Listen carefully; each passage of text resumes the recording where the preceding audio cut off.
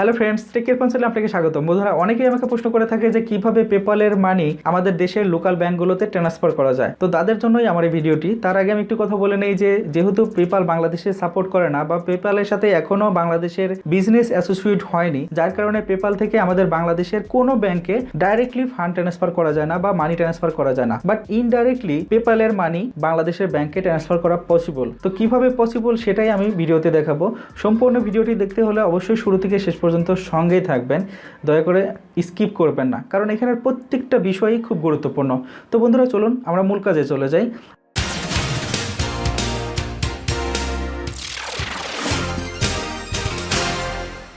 আমি প্রথমেই কিছু কথা বলে নেই, তাহলে বিষয়টি বুঝতে সুবিধা হবে। প্রথম কথা হচ্ছে, আমরা জানি যে বাংলাদেশে এখনো পেপাল অ্যাভেলেবল না, মানে বাংলাদেশের সাথে পেপালের এখনো বিজনেস অ্যাসোসিয়েট হয়নি। তো এই জন্য পেপাল থেকে ডাইরেক্টলি বাংলাদেশের কোনো ব্যাংক অ্যাকাউন্ট বা কার্ডে ফান্ড ট্রান্সফার করা যায় না। যেহেতু বাংলাদেশের সাথে এখনো পেপালের কোনো বিজনেস অ্যাসোসিয়েট হয়নি, সেই জন্য বাংলাদেশের কোনো ব্যাংক অ্যাকাউন্ট বা কার্ড পেপাল সাপোর্ট করে না। এই জন্য ডাইরেক্টলি বাংলাদেশের কোনো ব্যাংক বা কার্ডে ফান্ড ট্রান্সফার করা পসিবল না। তো এই জন্য ইনডাইরেক্টলি আমরা বাংলাদেশের ব্যাংক অ্যাকাউন্টে পেপালের ব্যালেন্সটা ট্রান্সফার করতে পারবো। সে প্রসেসটা হচ্ছে, আমরা জানি যে পেপাল বাংলাদেশে সাপোর্ট না করলেও পে ওনার বাংলাদেশকে সাপোর্ট করে, মানে পে ওনার বাংলাদেশের সাথে বিজনেস অ্যাসোসিয়েট করেছে, যার কারণে পে ওনার আমাদের সবকিছুই সাপোর্ট করে, মানে বাংলাদেশের কার্ড, ব্যাংক সবকিছুই। তো পে ওনার অ্যাকাউন্টে অ্যাকচুয়ালি কার্ড এড করা যায় না, বাট ব্যাংক অ্যাকাউন্ট এড করে সেখান থেকে ফান্ড ট্রান্সফার করা যায়। পে ওনারকে আবার পেপাল সাপোর্ট করে, এই জন্য পে ওনারকে পেপালের সাথে লিংক করা যায়। পেপালের ফান্ডটা পে ওনারে ট্রান্সফার করা যায়, সেই পে ওনারের ব্যালেন্সটা আবার বাংলাদেশের ব্যাংক অ্যাকাউন্টে ট্রান্সফার করা যায়। আশা করি বোঝাতে পেরেছি। তারপরে আমি আবার বলছি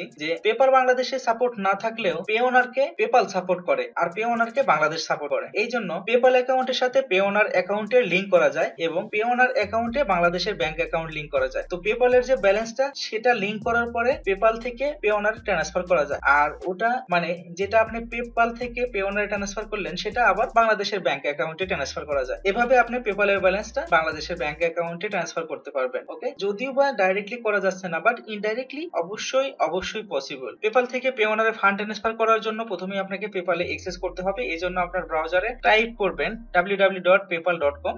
এটা নতুন করে দেখানোর কিছু নাই। দেখুন, আমি অলরেডি পেপালের ওয়েবসাইটের ফ্রন্ট পেজে চলে এসেছি বা ইন্টারফেসে চলে এসেছি। এখন আমি এখান থেকে লগইন করব।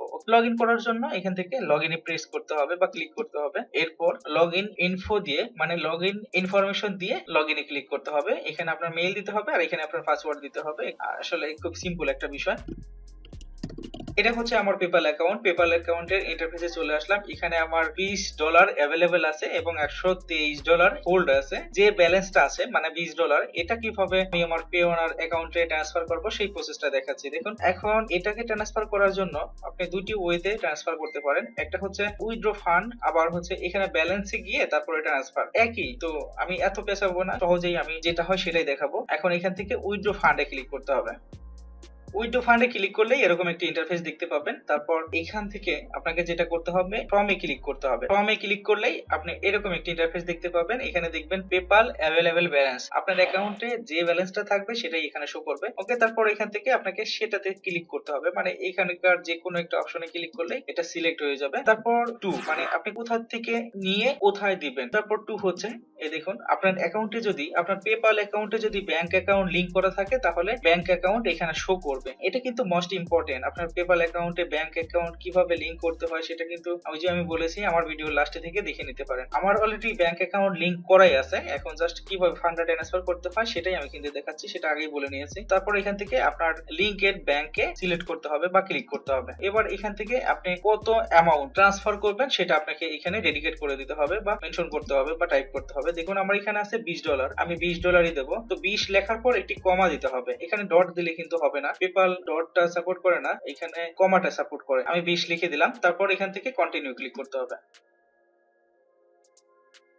তো কন্টিনিউ ক্লিক করলেই আপনি একটা রিভিউ দেখতে পারবেন। এখানে আপনাকে রিভিউতে ডিটেইলস দেখাবে যে ফ্রম পেপাল ব্যালেন্স, তারপর টু ওয়ার কার্ড ব্যাংক, তারপরে অ্যামাউন্ট এত, তারপর এত দি কারেন্সি, মানে এটা কনভার্ট হয়ে কোন কারেন্সিতে যাচ্ছে এবং সেখানে কত দেখাচ্ছে, জাস্ট ডিটেইলসটা এখানে আপনাকে দেখাবে। তো আপনি এটা দেখে যদি ইনশিওর হন যে আমার এখানে সবকিছু ঠিক আছে, ওকে, এবং আপনি যদি ডিসাইড করেন যে ফাইনালি আপনি ট্রান্সফার করবেন, তারপর এখান থেকে আপনাকে ট্রান্সফারে ক্লিক করতে হবে। ওকে, ট্রান্সফার করার পর আপনি এরকম ভাবে দেখতে পাবেন যে your transferred to euro to your Wirecard bank AG checking account, এটা আপনি দেখতে পাবেন এবং এখানে দেখবেন চেক মার্ক আছে। তারপর এখানে একটু অ্যাডিশনাল অপশন থাকবে, এটা আপনি চাইলেও সেট করে নিতে পারেন। মানে এখন নতুন একটা সিস্টেম এসেছে, সেটা হচ্ছে সেট অটো ট্রান্সফার। আপনি যদি আপনার পেপাল অ্যাকাউন্টে ব্যাংক অ্যাকাউন্ট লিংক করার পরে একটা শিডিউল পেমেন্ট সেটিং করে রাখেন, তাহলে সেটা অটো ট্রান্সফার হয়ে যাবে। আপনাকে আর নতুন করে বা আপনাকে আবার পরে সেট করতে হবে না, জাস্ট টাইমটা সেভ করার জন্য এই একটা প্রসেস আর কি। ওকে, তারপর এটা যদি আপনি ইন্টারেস্ট না থাকেন তাহলে এখান থেকে ক্রস চিহ্নতে ক্লিক করতে পারেন অথবা নট নাও ক্লিক করতে পারেন। নট নাও ক্লিক করলেই আপনি আবার আপনার পেপাল অ্যাকাউন্টের হোম পেজে চলে আসবেন। তারপর এখানে দেখবেন যে আপনার যে ব্যালেন্সটা ছিল সেটা মাইনাস হয়ে গেছে এবং রিসেন্ট অ্যাক্টিভিটিতে আপনি দেখতে পারবেন যে ট্রান্সফার, সেই ট্রান্সফারের ট্রানজাকশনটা চলে এসেছে। আমি মাত্র দিয়েছি তো এই জন্য আসে নাই, একটু সময় লাগবে, 2-4 মিনিটের মধ্যে সেই ট্রানজাকশনটা চলে আসবে এখানে। এছাড়াও দেখুন আমি বিকালে ট্রান্সফার করেছি 160 ইউরো, তারপরে গতকাল ট্রান্সফার করেছিলাম 25.10 ইউরো, পরশুদিন মানে এর আগে একবার ট্রান্সফার করেছি 8.779 ইউরো। মাঝে মধ্যে আমি এখান থেকে পে ওনারে ট্রান্সফার করে পে ওনার থেকে আবার ডাচ বাংলাতে নিয়ে যাই। ওকে বন্ধুরা, তো আশা করি বোঝাতে পেরেছি কিভাবে পেপাল থেকে পে ওনারে ফান্ড ট্রান্সফার করতে হয়। এবার আমি দেখাবো পেপাল থেকে রিসিভ করা ডলারটা কিভাবে পে ওনার থেকে ডাচ বাংলা ব্যাংকে বা বাংলাদেশের লোকাল ব্যাংকগুলোতে ট্রান্সফার করা যায়। তো এটা ট্রান্সফার করার জন্য আপনাকে প্রথমেই একটি ব্রাউজার ওপেন করতে হবে। ব্রাউজার ওপেন করার পর আপনাকে পে ওনার অ্যাকাউন্টে অ্যাক্সেস করতে হবে। পে ওনার অ্যাকাউন্টে অ্যাক্সেস করা খুব একটি সিম্পল ব্যাপার, এটা ডিপলি দেখানোর কিছু নেই, আমি শর্টলি দেখাচ্ছি। ব্রাউজার ওপেন করার পর ব্রাউজারের অ্যাড্রেস বারে টাইপ করবেন www.payoneer.com। ওকে, এই অ্যাড্রেসটি টাইপ করার পর কিবোর্ড থেকে জাস্ট এন্টার প্রেস করবেন। এন্টার প্রেস করলে আপনি পেওনার ওয়েবসাইটের ইন্টারফেসে চলে যাবেন। তারপর আপনার অ্যাকাউন্টে অ্যাক্সেস করার জন্য এখান থেকে লগইনে ক্লিক করবেন। ওকে, লগইনে ক্লিক করলে নতুন একটি ট্যাব নেবে এবং অ্যাকাউন্টে অ্যাক্সেস করার জন্য ইউজার প্যানেল আসবে। এখানে আপনার অ্যাকাউন্টের মেইল আর পাসওয়ার্ড দিয়ে জাস্ট লগইনে ক্লিক করবেন। লগইনে ক্লিক করলেই আপনার অ্যাকাউন্টে অ্যাক্সেস করতে পারবেন।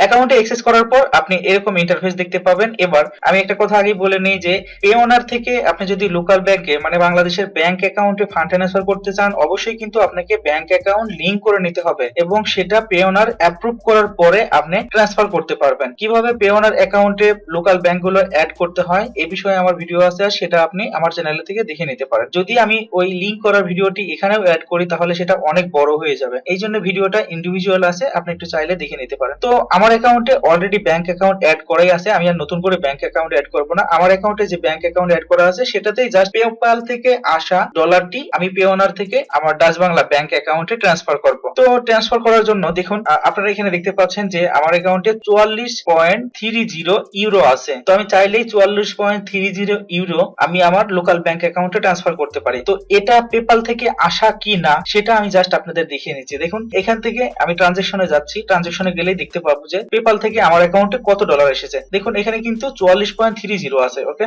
এই দেখুন একটা হচ্ছে 44.07, 0.17, তারপর 0.06 ইউরো, টোটালি 44.30 মানে 30 ইউরো। এখানে দেখুন আমার ব্যালেন্সটা 44.30 ইউরো। দেখুন এটার সেন্ডার কিন্তু পেপাল, আমি কিন্তু এই ডলারটা পেপাল থেকে নিয়ে এসেছি, সেটার কিন্তু এখানে প্রমাণ আছে। তো পেপাল থেকে নিয়ে আসা ডলারটাই কিন্তু আমি আমার ডাচ বাংলা ব্যাংকে ট্রান্সফার করছি। ট্রান্সফার করার জন্য জাস্ট এখান থেকে আমি উইথড্রতে ক্লিক করব, তারপর এখান থেকে টু ব্যাংক অ্যাকাউন্ট এই অপশনে ক্লিক করব। টু ব্যাংক অ্যাকাউন্ট ক্লিক করার পর উইথড্র ফর্ম, মানে আমি কোথা থেকে উইথড্র করব। আমার অ্যাকাউন্টে তিনটা কারেন্সি আছে, একটা হচ্ছে ইউরো, একটা হচ্ছে জিবিপি আর একটা হচ্ছে ইউএসডি। ইউরো এটাই আমার পেপালের ডলার, এবার পেপালের ডলারটাই আমি আমার ডাচ বাংলা ব্যাংকে ট্রান্সফার করব, এই জন্য এখান থেকে ইউরোটা সিলেক্ট করব। ইউরো সিলেক্ট করার পর উইথড্র ডিটেলস, এখানে হচ্ছে উইথড্র ডিটেলস দিতে হবে। যাদের মাল্টিপুল ব্যাংক অ্যাকাউন্ট লিংক করা থাকবে তাদের এখানে করে ব্যাংক অ্যাকাউন্ট সিলেক্ট করতে হবে, কারণ এখানে মাল্টিপুল অ্যাকাউন্টস থাকবে, সেখান থেকে আপনার অ্যাকাউন্ট চুজ করতে হবে। মাল্টিপুল বলতে দুইটা অ্যাকাউন্ট অ্যাড করতে পারবেন, এর বেশি অ্যাড করতে পারবেন না। তো যেহেতু আমার একটা অ্যাকাউন্ট অ্যাড করা এই জন্য অটোমেটিকলি সিলেক্ট করাই আছে। এবার জাস্ট এখানে আমি অ্যামাউন্টটি দেব 44.30 ইউরো। এবার ডিসক্রিপশন,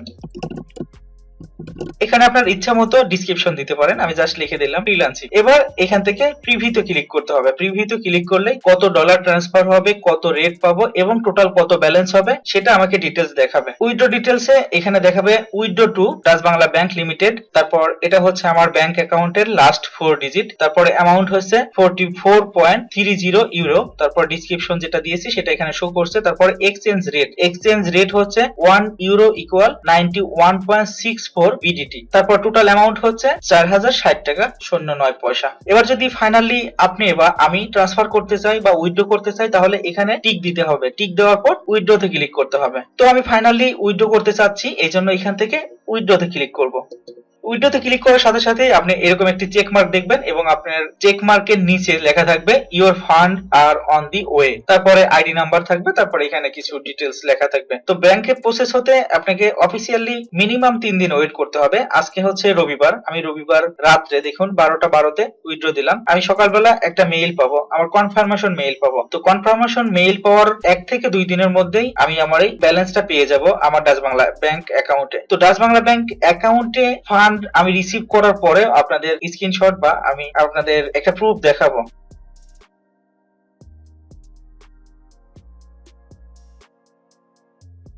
তো বন্ধুরা, আশা করি বোঝাতে পেরেছি কিভাবে পেপাল থেকে পে অনারে ফান্ড ট্রান্সফার করতে হয় এবং পে অনারে আসার পর সেই ফান্ডটা কিভাবে ডাচ বাংলা ব্যাংক বা বাংলাদেশের লোকাল ব্যাংকগুলোতে ট্রান্সফার করতে হয়। এই ভিডিও সম্পর্কে যদি আপনার কোনো মতামত থাকে অথবা কোনো প্রশ্ন থাকে তাহলে দয়া করে কমেন্ট করে আমাকে জানাতে পারেন। সেই সঙ্গে আমার ভিডিওটি যদি আপনার ভালো লেগে থাকে তাহলে দয়া করে একটি লাইক দিবেন, কমেন্ট করবেন এবং আপনার বন্ধুদের সঙ্গে শেয়ার করবেন।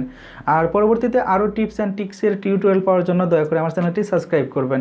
আপনার সঙ্গে হয়তো আবারও দেখা হবে নেক্সট কোনো টিউটোরিয়ালে। সে পর্যন্ত ভালো থাকবেন, সুস্থ থাকবেন, এই শুভকামনায়। আল্লাহ হাফেজ।